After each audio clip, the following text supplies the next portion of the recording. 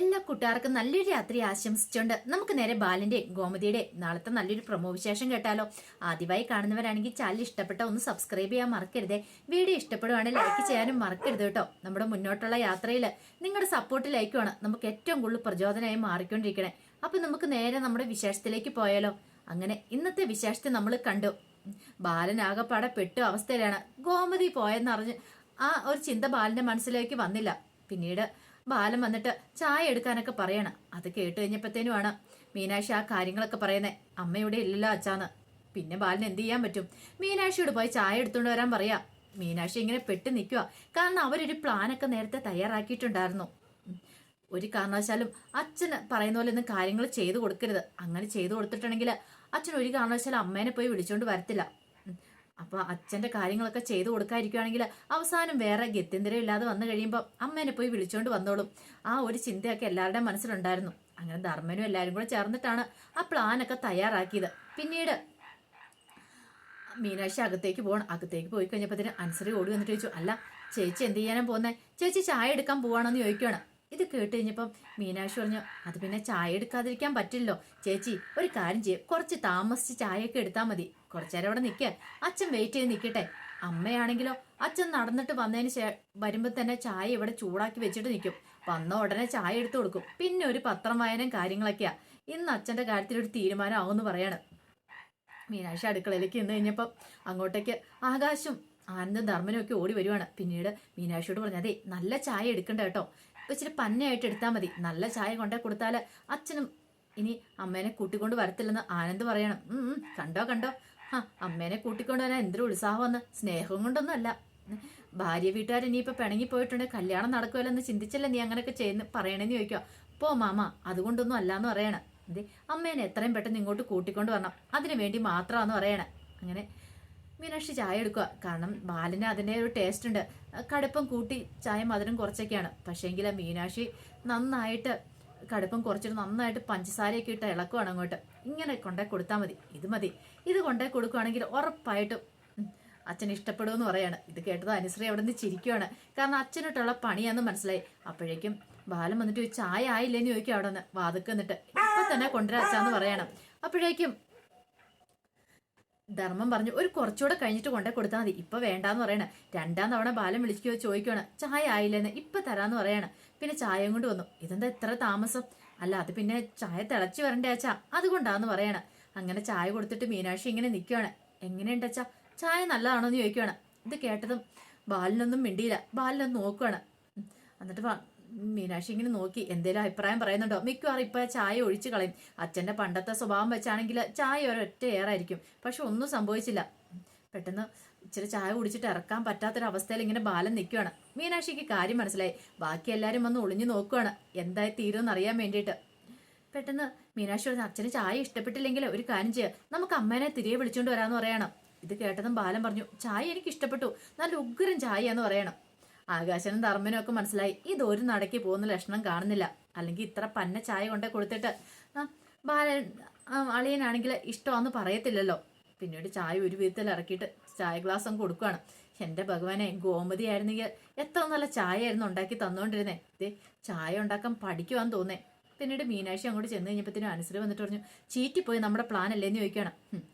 ഇത് കേട്ടോണ്ട് വന്ന ആകാശ് പറഞ്ഞു, ഒരു തവണയൊക്കെ ചീറ്റിപ്പോവും, പക്ഷെ എപ്പോഴും നമ്മൾ ചീറ്റിപ്പോകത്തൊന്നുമില്ല. നമ്മളിങ്ങനെ ട്രൈ ചെയ്തുകൊണ്ടേ ഇരിക്കണമെന്ന് പറയാം. രാവിലത്തെ ചായ ഇങ്ങനെ, ഇനി കുറച്ച് കഴിയുമ്പോൾ കാപ്പിയുടെ കാര്യം. കാപ്പി എടുത്ത് വെക്കുമ്പോഴാതെ അതിനേക്കാളും വലിയ ടിസ്റ്റ് ഇച്ചിരി ഉപ്പൊക്കെ കൂട്ടി അങ്ങോട്ട് ഇട്ട് കൊടുത്തേക്കണം. ബാക്കി കാര്യം നമുക്ക് നോക്കാമെന്ന് പറയണം. ഇത് കേട്ട് കഴിഞ്ഞപ്പം മീനാക്ഷി പറഞ്ഞു, ശരിയാ, ഇച്ചിരി എരിവും ഉപ്പും ഒക്കെ അങ്ങോട്ട് കൂട്ടിയിടാമെന്ന് പറയണം. അങ്ങനെ രാവിലെ മീനാക്ഷി ദോശയ്ക്കുള്ള ചമ്മന്തി ഉണ്ടാക്കുകയാണ്. ചമ്മന്തി ഉണ്ടാക്കുന്ന സമയത്ത് ബാലിന് കൊടുക്കുന്നതിനകത്ത് ഇച്ചിരി ഉപ്പും എരിവൊക്കെ അങ്ങോട്ട് കൂട്ടിയിട്ടു. ഇത് കൊണ്ടേ കൊടുക്കുക. ഇതെങ്കിലും കഴിച്ചു കഴിയുമ്പോൾ ചിലപ്പോൾ അച്ഛനെ ഇനി അമ്മേനെ കൂട്ടിക്കൊണ്ട് വരാൻ തോന്നിയാലോ. അങ്ങനെ അതെല്ലാം സെറ്റ് ചെയ്ത് വെക്കുവാണ്. ഈ സമയം ഗോമതി രാവിലെ എഴുന്നേറ്റ് ചായ വെക്കുവാണ്. ചായ വെച്ചപ്പോഴത്തേനും മിത്ര ഓടി വന്നിട്ട് പറഞ്ഞു, അയ്യോ അമ്മയാണ് ചായ വെക്കുന്നത്, ഞാൻ വെച്ച് തരാമെന്ന് പറയാണ്. വേണ്ട, ഞാൻ വെച്ചോളാം ചായ, എനിക്കറിയാലോ വെക്കാനായിട്ട്. ഇത്രയും ദിവസം മോളല്ലായിരുന്നു വെച്ചേ, ഇന്ന് ഞാൻ വെച്ച് തരാമെന്ന് പറയണം. ആര്യം പറഞ്ഞു, എത്ര ദിവസമായി അമ്മയുടെ കൈ കൊണ്ടുള്ള ചായ കുടിച്ചിട്ട്, ഇന്ന് എനിക്ക് സന്തോഷമായെന്ന് പറയാണ്. ഇത് കേട്ടതും മിത്ര പറഞ്ഞു, ഓഹോ അപ്പം ഞാൻ ഉണ്ടാക്കുന്ന ചായ കൊള്ളത്തില്ലായിരുന്നല്ലേ എന്ന് ചോദിക്കുകയാണ്. ഇത് കേട്ടതും ഗോമതി പറഞ്ഞു, അതെ മിത്രമോൾ നീ അത്ര വലിയ കളിയാക്കൊന്നും വേണ്ട, അവൾ നന്നായിട്ട് ചായയൊക്കെ ഉണ്ടാക്കും, ഇന്നാളും ഒന്നിപ്പോൾ ഉണ്ടാക്കി തന്നല്ലേന്ന് ചോദിക്കുക. അതെ അതെ, അമ്മായിമ്മ അങ്ങ് സോപ്പിട്ട് നിൽക്കുവാണല്ലോ എന്ന് പറയാണ്. പിന്നീട് ഗോമതി ചായയൊക്കെ ഉണ്ടാക്കി കൊടുത്തതിന് ശേഷം മിറ്റം ഒടിക്കാനൊക്കെ ഇറങ്ങുവാണ്, എല്ലാ ജോലികളും ചെയ്യുവാണ്. ഇത് കണ്ടപ്പോൾ മിത്രയ്ക്ക് വല്ലാത്തൊരു വിഷമമായി. അമ്മ ഇവിടെ വന്നിട്ട് എല്ലാ ജോലികളും ചെയ്യുവാണല്ലോ എന്ന് ഓർത്തുണ്ട്. പെട്ടെന്ന് മിത്ര എന്നിട്ട് പറഞ്ഞു, അമ്മ ഇവിടുത്തെ ജോലികളൊന്നും ചെയ്യണ്ട, ഇതൊക്കെ ഞാൻ ചെയ്തോളാം എന്ന് പറയണം, എനിക്ക് ചെയ്യാനുള്ള ജോലിയുള്ളെന്ന് പറയണം. പിന്നെ ഞാനിവിടെ വെറുതെ ഇരിക്കാനോ കഴിച്ചോണ്ട്, അതിന്റെ കാര്യമൊന്നുമില്ല, ഞാൻ ചെയ്തോളാം, എനിക്ക് ചെയ്യാൻ അറിയാന്ന് പറയണം. പിന്നീട് ഗോമതി നേരെ അടുക്കളയിലേക്ക് പോവാണ്. ഈ സമയത്ത് മിത്ര നേരെ ആൻ്റെ അടുത്തേക്ക് എന്നിട്ട് പറഞ്ഞു, അതെ അമ്മ അടുക്കള ജോലികളെല്ലാം ചെയ്യുവാന്ന് പറയണം.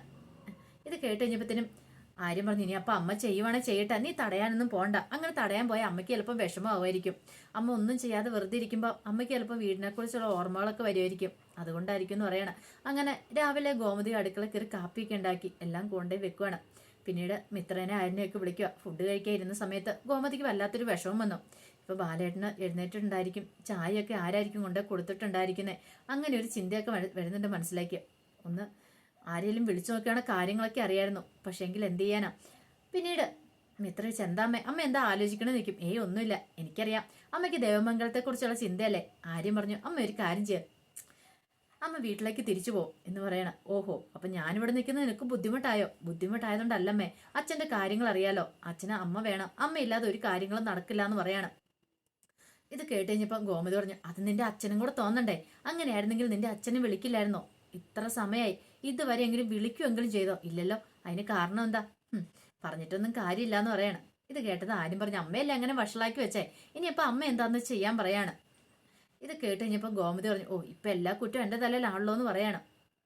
ആ സമയം ബാലിനുള്ള ഫുഡ് കൊണ്ടേ കൊടുക്കുകയാണ്, കാപ്പി രാവിലത്തെ. അങ്ങനെ കാപ്പി ദോശയ്ക്ക് എടുത്ത് വെച്ചു, അങ്ങനെ ചമ്മന്തി ഒഴിക്കുകയാണ്. ബാലിന് ഇച്ചിരി ചമ്മന്തി എടുത്ത് കൂട്ടി നോക്കിയപ്പോൾ ഭയങ്കര എരിവ്, അതോടൊപ്പം തന്നെ ഉപ്പും നല്ല അധികം. എങ്ങനെയുണ്ട് അച്ഛാ ചമ്മന്തി? കുഴപ്പമില്ല എന്ന് പറയണം. കുഴപ്പമുണ്ടെങ്കിലും കുഴപ്പമില്ലെന്നല്ലേ പറയാൻ പറ്റുള്ളൂ.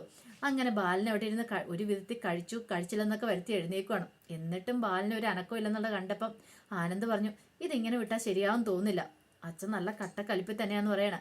പിന്നീട് ബാലൻ കടയിലേക്ക് പോവാ. ബാലന് മനസ്സിലായി വീട്ടിൽ നിന്ന് കഴിച്ചിട്ടുണ്ടെങ്കിൽ മിക്കവാറും വയറ് കേടാവും എന്നുള്ള കാര്യം.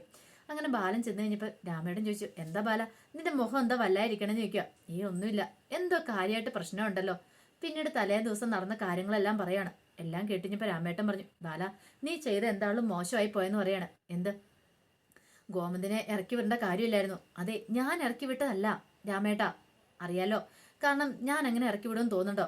അവളുടെ ദേഷ്യത്തിന് തോന്നിയ അവസ്ഥന് അവൾ ഇറങ്ങിപ്പോയി, ഞാൻ എന്ത് ചെയ്യാനാ? ഞാൻ പോയി ആരിനെ വിളിക്കണം പോലും.